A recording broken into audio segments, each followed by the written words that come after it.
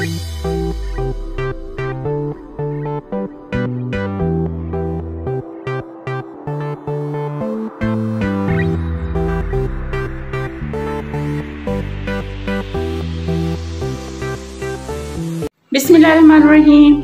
आज मैं बनाऊंगी देसी चिकन का सालन। देसी चिकन मैंने लिया है, स्किन भी इसके साथ ही है, क्योंकि जब भी आप देसी चिकन लें स्किन समेत लें। तकरीबन 2 kg एक चिकन है। इसको मैंने डाल दिया एक देगची में। बिस्मिल्लाह। चिकन शामिल करने के बाद इसके साथ मैंने लिया है 3 दरमियाने साइज़ के प्याज, जिनको मैंने बारीक कट कर लिया है। 1 इंच का टुकड़ा अदरक का, इसको भी मैंने क्रश कर लिया है। और लहसुन के तकरीबन मैंने 15 जोए लिए। 2 दालचीनी के टुकड़े और 2 ही मैंने डाली हैं इसमें बड़ी इलायची। ये सब चीज़ें भी इसमें चली जाएंगी।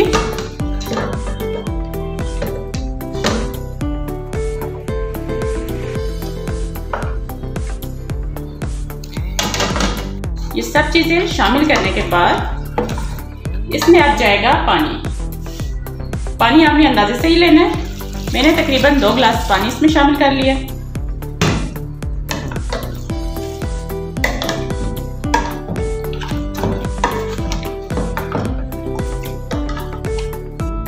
इसको आपस में अच्छे से मिक्स करना है। अब इसको मैं ढाँप दूंगी। स्लो कर दी है। ये उस वक्त तक हम इसको इसी कंडीशन में रखेंगे जब तक कि गोश्त टेंडर ना हो जाए। जब टेंडर हो जाएगा फिर नेक्स्ट प्रोसीजर हम करेंगे। 45 मिनट्स हो चुके हैं। चिकन अच्छे से गल गया।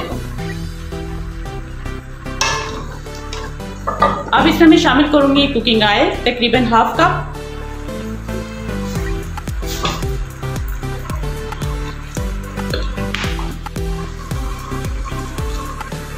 टू टेबलस्पून इसमें जाएगा नमक। 1 टीस्पून हल्दी पाउडर।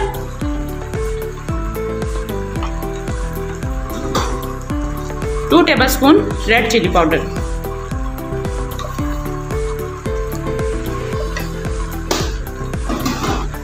इन सबको अच्छे से मिक्स करना है।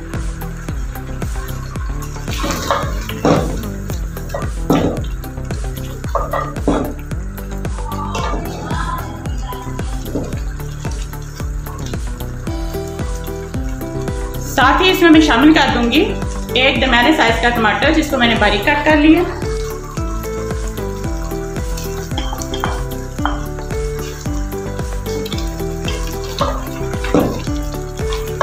अब चिकन की हमने अच्छे से फ्राई करनी है, तकरीबन 15 to 20 मिनट्स।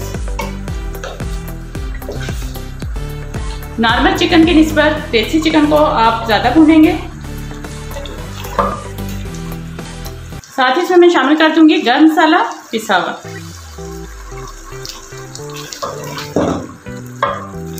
वन टीस्पून मैंने गरम मसाला ऐड किया है। 1 टीस्पून इसमें जाएगा खुश्क धनिया पिसा हुआ।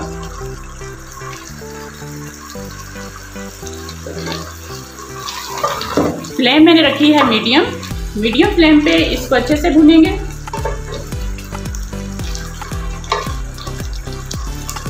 टमाटर भी अच्छे से गल जाएं। ये थोड़ा बहुत इसमें पानी है वो भी खुश्क हो जाए, इसकी भुनाई बहुत अच्छे से हो जाएगी।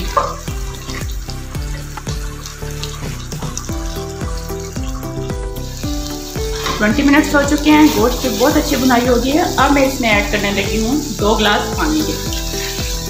अब अपने हिसाब से ऐड करें जितना आपने इसका शोरबा बनाना है।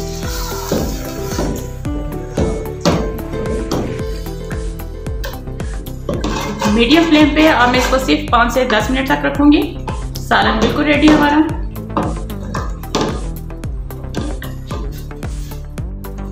ज़बरदस्त सा ये सालन रेडी है। इसको मैंने डिश आउट कर लिया है। एंड पे इस पर स्प्रिंकल करूंगी थोड़ा सा हरा धनिया और हरी मिर्चें मैंने इस तरह कट कर ली थी। आप इसको चावल के साथ नोश करें या रोटी के साथ, इसका जायका बहुत ज़बरदस्त है। आपको अगर ये रेसिपी अच्छी लगी है इसको लाइक और शेयर करें और मेरे चैनल को सब्सक्राइब करें।